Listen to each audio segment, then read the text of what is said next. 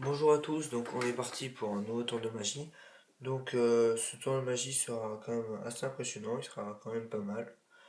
Donc je vais pas vous parler très longtemps, je vais faire mon tour de magie. Il sera quand même mieux que le précédent pour le réaliser à toute votre famille. Et donc voilà, hein. J'espère que ce tour vous plaira. Bien évidemment, après il y aura les explications. Bon ben allez, on va partir pour le tour de magie.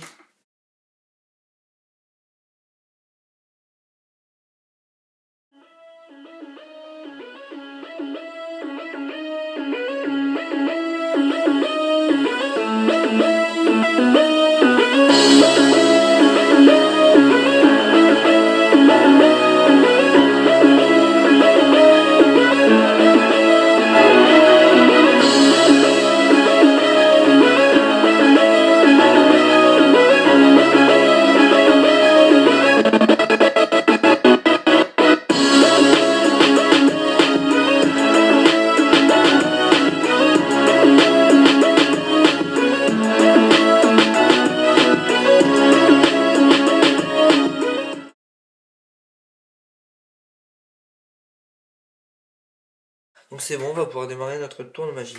Donc pour ce tour, j'ai besoin d'un paquet de cartes, basique. Voilà. Donc ce paquet de cartes, je le vous montre là, qui est tout à fait normal, hein. Là maintenant ce que je vais faire c'est que je vais pouvoir, le spectateur va pouvoir choisir une carte quelconque. Admettons celle-ci. Voilà. Donc cette carte c'est le 4 de pique. Donc ce qu'on va pouvoir faire avec notre 4 de pique, c'est le remettre en plein milieu du paquet. Voilà. Comme ceci. Donc maintenant ce qui va être pas mal c'est que c'est pas moi qui vais retrouver votre carte, mais c'est le paquet. Donc là vous pouvez bien voir que j'ai rien du tout dans mes mains. Vous allez voir ça.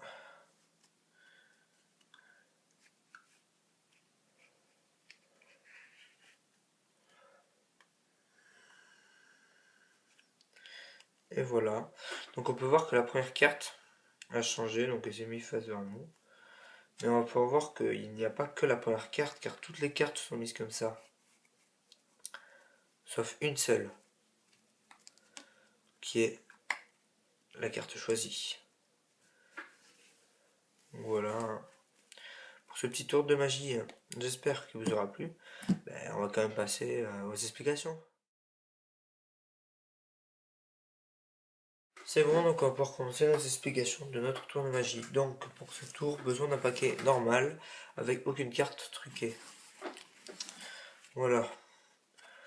Donc il y aura juste une préparation à faire avant d'entrer sur scène et de faire votre tour au public.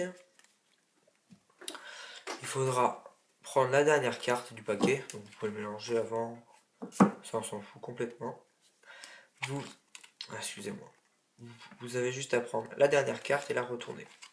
Donc ce qui fait que avant, quand le paquet de cartes est dans la boîte, et bien vous êtes dans, excusez-moi, je suis trop habitué à faire comme ça, cette position. Toutes les cartes sont normales, sauf la dernière qui est à l'envers. Donc voilà, hein, quand vous éventaillez le jeu, il faut éviter de montrer la dernière carte, hein. Sur le tour, il est un peu fichu. Donc voilà, comme ça, vous faites comme ça à peu près. Sinon, si vous n'y arrivez pas, vous y arrivez avec votre paquet de cartes directement. Vous prenez les deux dernières cartes, vous mettez ça comme ça, et vous appuyez avec votre doigt, et vous faites votre éventail. Comme ça, vous êtes sûr que ça marchera. Si vous n'y arrivez pas. Donc voilà, comme ceci. Après, ce que vous allez faire, c'est que vous faites choisir une carte quelconque au spectateur, toujours sans qu'il voie la carte. Donc il choisit une carte quelconque. Là, admettons, j'ai repris la carte de tout à l'heure, comme ça vous embrouille pas, mais la carte est vraiment quelconque, hein. Vous faites choisir une carte au spectateur, donc admettons celle-ci. Et là, ce que vous allez faire, c'est que pendant que vous retournez la carte, quand le spectateur va être concentré sur la carte pour regarder qu'est-ce que c'est, vous allez en profiter pour retourner votre paquet. Donc vous mettez votre pouce en dessous et vous retournez, comme ceci. Pouce en dessous, retournez, comme ceci. Voilà. Voilà. Donc vous retournez votre paquet, ce qui fait que vous êtes dans cette position. toutes les cartes à l'envers, sauf la première. Là, vous dites que vous remettez votre carte en plein milieu du paquet. Et vous pouvez même poser le jeu pour lui expliquer que c'est le paquet qui va retrouver la carte. Bon, voilà, là, ce que j'ai dit à peu près. Et là, vous allez faire une technique qui s'appelle un color change. Donc, je vais vous expliquer à quoi ça sert et comment réaliser. Donc, je sais pas si vous savez, mais le color change, en fait, ce que j'ai fait tout à l'heure, c'est ça. C'est ça un color change. En fait, le but, c'est de pousser la première carte, de prendre celle de dessous. Attends, je vais en prendre celle de dessous et de la remettre dessus, sans que le spectateur ne voie ça. Juste en ayant l'impression qu'on frotte le paquet. Donc ce qu'on va faire, c'est que on va vous dire quoi, au pire qu'on n'a rien dans notre main, comme ça le rassure. Parce qu'on pourrait toujours avoir quelque chose dans la main et faire comme ça, boum. Non, là c'est pas le cas. Donc vous arrivez, avec vos petits doigts, vous poussez le jeu. Avec votre main, vous allez cacher cette carte. Puis après, vous allez venir prendre avec la paume de la main la carte. Après, vous allez venir... Ah, excusez-moi, j'avais pris deux, parce que lentement, c'est difficile à faire. Vous poussez. Vous prenez avec votre paume de la main la carte. Après, vous la prenez dans la paume. Vous repoussez avec le doigt, comme ceci. Et vous reposez la carte. Donc là, on a fait notre color change. Donc voilà. Faut un peu s'entraîner, mais c'est pas hyper compliqué à maîtriser. Donc quand vous avez fait ça, vous dites que la première carte s'est retournée, mais que toutes les cartes sont retournées. Sauf la carte du spectateur. Là, quand on montre le jeu, c'est bien faire gaffe à pas montrer la deuxième carte. Car sinon, ça va un peu faire tout foirer le tour. Donc il faut bien prendre avec votre pouce un peu d'espace et après vous éventaillez normalement votre jeu et vous montrez qu'il n'y a qu'une carte retournée alors qu'en vrai il y en a deux.